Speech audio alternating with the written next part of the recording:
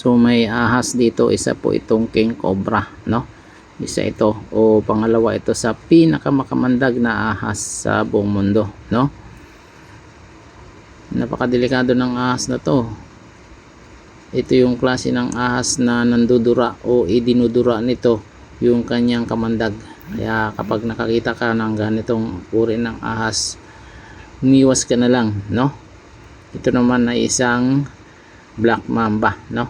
Isa ito sa nangunguna sa pinakamabilis at pinakamakamandag na ahas, kung tawagin ito black mamba, no? Ito naman ay pugad ng isang python, no? Yan, zoom natin para makita natin. Yan yung pugad ng python, no? Ginawa niyang pugad tong lugar na to. Siguro nga dito siya mangingitlog, no? Or nangitlog na nga kaya, no? Ang laki, oh. Ang laki na ito. So kailangan nating halukayin yung kailaliman ng lugar na to para makita natin kung gaano nga ba kalaki o kung gaano kahaba ang ahas na to, no? So baka nangitlog na nga ito dito. Laki, oh. Just grabe. Ano kaya kung malingkis ka nito, lalo pat wala kang kaalaman sa panghuli ng ahas, no?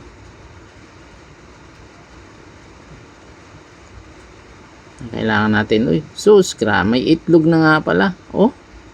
May itlog na. Oh, nangitlog na nga siya. Ang dami. Oh. Grabe, dami namang itlog nito. Oh. Kaya pala maumbok tong lugar na to dahil binahaya na o pinugwaran na ng ahas, no? So napakadelikado din ng ahas na to. Napakalakas nito. Mula ulo hanggang buntot ang muscle nito. Kaya kapag nilingkis ka nito, sigurado bali-bali yung buto mo, no? Tapos, oh, grabe, ang laki. Oh, ang daming itlog. Paano kaya kung napisa lahat ito? Ibig sabihin napakadaming ahas nito, no? Ganito pala ang itlog ng mga ahas o sawa, dikit-dikit, no? Ang lalaki pa, oh. Just grabe. Ito naman nanganganak, no? Kung mayroong ahas na nangingitlog, mayroon palang ahas na direktang nanganganak, no? Iba-iba pala ang ahas. May nangingitlog at may direktang nanganganak. Kamukha nito. Oh. 'Di ba? Ito naman ay isang cobra. Dito siya nagtatambay sa putikan. Dito kasi madalas siyang nakakahuli ng mga isda, no? Mga palaka. Kaya dito siya nagtatambay.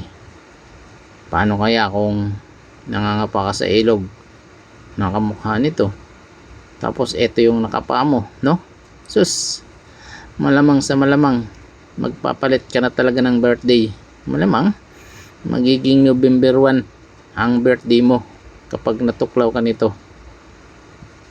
Isa ito sa pinakamakamandag na ahas, no? Napakadelikado ang mga ahas na to. Kaya kapag lalabas ka ng bahay, kailangan magsuot ka ng bota para proteksyon sa iyong sarili, no? Para hindi ka matuklaw ng mga ganitong makakamandag na ahas.